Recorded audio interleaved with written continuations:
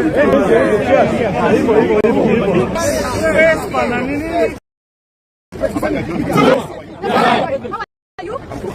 love you. We love you so much. And I'm so happy that you are meeting him, and I'm so happy that I'm and thank you so much. I love you as much. Daddy, we love you. We love you. We love you. That's it. The six men. What camera? Thank you so much. Now the time is us to have conversations one with another about the future of our country, and try the best to make it. That's why I was saying earlier, because this is the airport, and usually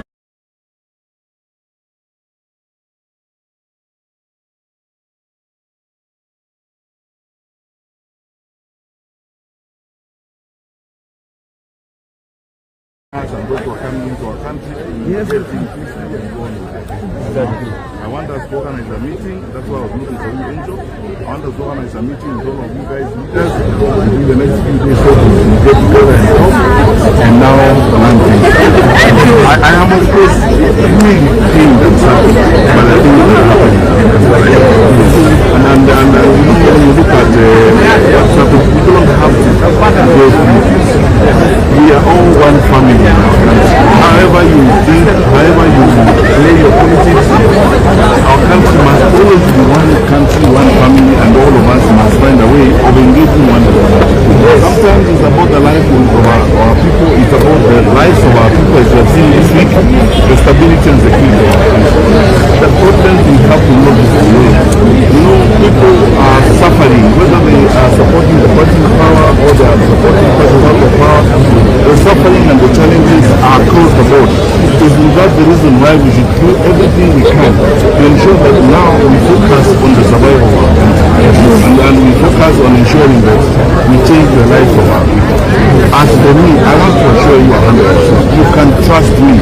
I am going to spend all my time on this. How we can find solutions to challenges. Yeah, that's why you're not making negative statements and so on. Because I always tell you, my brothers, negative energy has no chance. Yes, let us focus on solutions. Solutions to our problems. Our problems have nothing to do with money. They have to do with management and leadership. We are better people. We have sufficient capacity in the country to manage the country better. And let us all now, close hands, come together, focus on solutions to the problems we face. Not people, not solutions. Let's focus on solutions. We can do as much as we want, but if we are not registering and preparing to vote, we have not succeeded. So the drive is to register, we vote, we prepare ourselves to participate effectively and in a quality manner in the forthcoming electoral process. Mengine tutaongea tukiwa pamoja, lakini I want to thank you very sincerely for your time. I thank you for coming tonight. Yes. And I want to assure you, I'm really grateful. Thank you so much, all of you, my brothers and sisters. And we will be together. We are very ready for that. Walk around and we'll be together and carry on. We are ready for Christmas.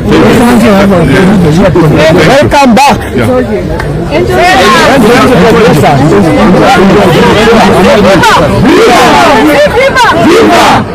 Uncle Freddy is here with us. Gen Z, viva! We must know that our country is in shambles. He needs to fix it. Who is Mr. Fix it.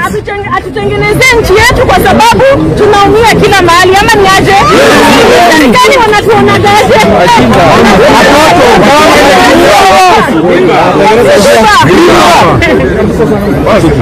Mr. President, are you ready? Ninawashukuru nyinyi wote. Viva Gen Z, viva! Viva Gen Z, viva! Mr. President, welcome to the country. We have always promised you and we appreciate that you've come to fix the country. When you are away, Mr. President, we really kind. We've gone through a lot and we really hope that you're going to be the solution, and we really hope that you're going to be the solution to the problems that we are facing. Viva Gen Z, viva! Viva Gen Z, viva! Comrades power! Comrades power!